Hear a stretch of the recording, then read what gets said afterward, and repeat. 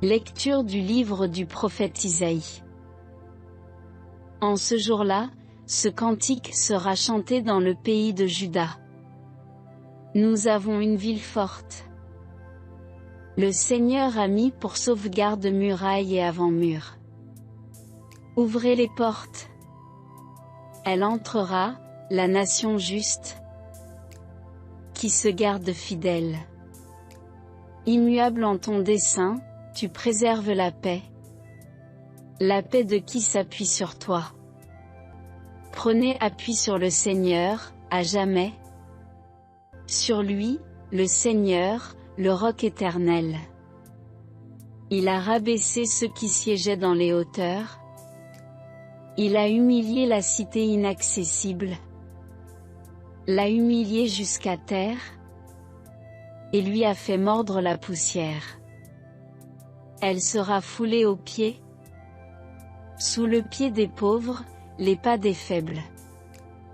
Parole du Seigneur.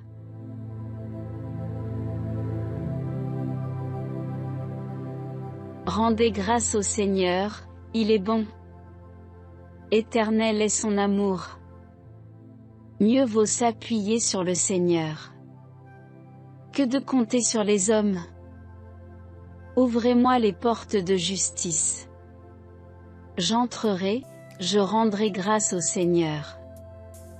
C'est ici la porte du Seigneur. Qu'ils entrent, les justes. Je te rends grâce car tu m'as exaucé. Tu es pour moi le salut. Donne, Seigneur, donne le salut. Donne, Seigneur, donne la victoire. Béni soit au nom du Seigneur celui qui vient de la maison du Seigneur. Nous vous bénissons.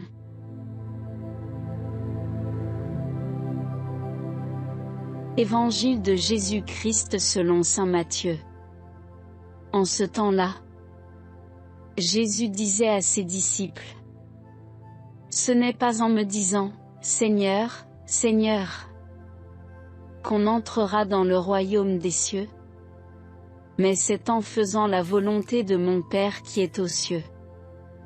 Ainsi, celui qui entend les paroles que je dis là, et les met en pratique, est comparable à un homme prévoyant, qui a construit sa maison sur le roc.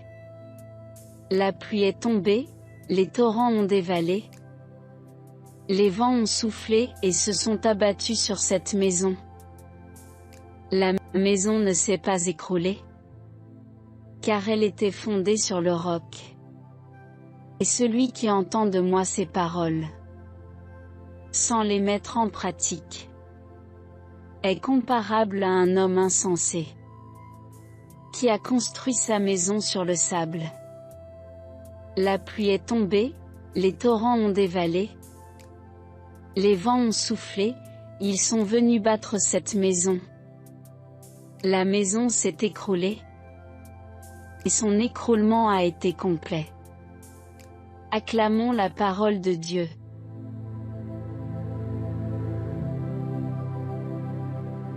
Frères et sœurs en Christ, que la grâce de Jésus qui vient nous sauver abonde dans nos vies. Aujourd'hui, l'Évangile nous interpelle à mettre la parole de Dieu en pratique, à faire d'elle le fondement, la base même de notre vie afin d'être heureux et épanoui.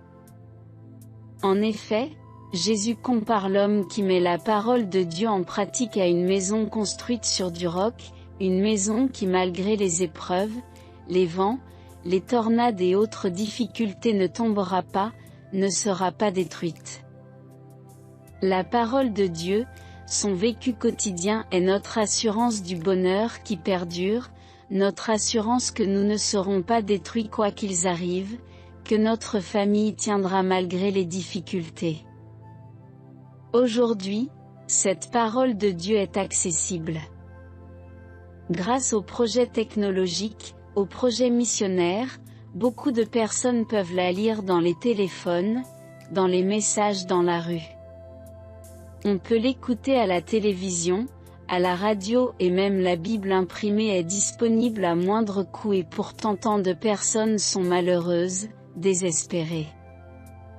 Tant de chrétiens sombres, ne trouvent pas un sens à leur vie, ont l'impression que rien ne leur réussit. C'est parce que la promesse de Jésus n'est pas simplement pour ceux qui lisent la parole de Dieu, pour ceux qui l'écoutent chaque dimanche à la messe, ceux qui la méditent, ceux qui la trouvent belle. Non. La promesse de Jésus est pour ceux qui mettent la parole de Dieu en pratique. Le résultat est mathématique. Celui qui fonde sa vie, son travail, son engagement dans la société, sa famille, ses valeurs, son quotidien sur la parole de Dieu, qui exécute ce que Dieu dit dans tous les domaines de sa vie, ne faillira pas. Il connaîtra des épreuves, des difficultés comme tout le monde, mais même dans ces difficultés il sera dans la joie, la paix et grâce à Dieu il en sortira victorieux. La parole de Dieu, vécue, illumine nos vies, transforme notre cœur, nos relations avec les autres, notre rapport au monde et à Dieu. Osons la vivre, osons la placer au centre de notre vie, osons abandonner nos fausses sécurités, osons faire confiance en Dieu. À en croire Jésus, même un homme qui a réalisé de grandes choses dans sa vie, peut ne pas être en état de grâce, quand il se présente devant Dieu. Même chez de grands hommes dont l'histoire sainte nous a édifiés, il peut y avoir un divorce secret et profond entre l'œuvre et le cœur, entre les réalisations visibles et l'adhésion véritable au dessein de Dieu. Si nous entendons cet évangile au début de l'Avent, c'est probablement pour que personne ne se dise, puisqu'il y a dans ma vie de bonnes intentions, une vraie prière et même de grandes œuvres, je suis un bon disciple. Jésus nous veut conscients de notre pauvreté, et toujours en chemin, portant le désir d'une consécration plus entière de notre vie au Christ et à l'Évangile. Revenons en nous-mêmes. Quelle est la place de la parole de Dieu dans nos vies? Dans quel domaine de notre vie devons-nous davantage la mettre en pratique? Père d'amour, merci pour ta parole que tu nous as donnée et continues à donner. Donne-nous la grâce de la mettre en pratique, de la mettre au centre de nos vies afin d'être heureux et épanouis. Prions ensemble. Merci, Seigneur, pour les petites joies, les grandes sont trop chères. Merci pour le soleil qui frappe à ma fenêtre. Pour un sourire reçu, pour un mot d'espérance. Ou pour un seul moment de bien-être et de paix. Je n'ai pas mérité mes peines, mais n'ai pas mérité ces joies. Merci pour ces petits présents, qui m'aident à supporter les heures difficiles. Si j'en faisais la somme, peut-être, trouverais-je une façon nouvelle, de comprendre ma vie. Merci pour ces petites joies, qui me font entrevoir l'autre face des choses. Dans la souffrance, il y a de l'amour. Dans le combat, il y a de la vie. Dans les ténèbres se découvre la foi. Rien n'est jamais tout noir, dans ce monde endurci. Par ces petites joies, je puis me préparer à cette joie parfaite pour laquelle tu m'as fait, et croire en ton royaume. En attendant ce jour, ouvre mes yeux sur tout ce qui est bon, sur tout ce qui est beau, même si c'est fugace. Qu'à force de sourire au bonheur passager, je devienne à mon tour, une petite joie pour ceux qui n'y croient plus. Amen. Notre Père qui es aux cieux, que ton nom soit sanctifié, que ton règne vienne, que ta volonté soit faite sur la terre comme au ciel. Donne-nous aujourd'hui notre pain de ce jour. Pardonne-nous nos offenses, comme nous pardonnons aussi à ceux qui nous ont offensés. Et ne nous laisse pas entrer en tentation, mais délivre-nous du mal. Amen. Je vous salue Marie, pleine de grâce. Le Seigneur est avec vous.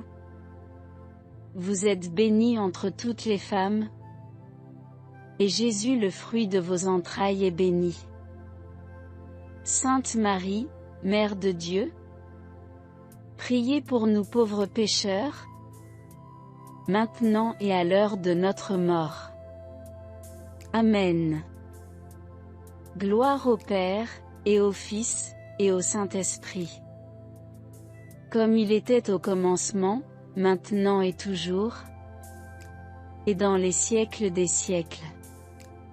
Amen.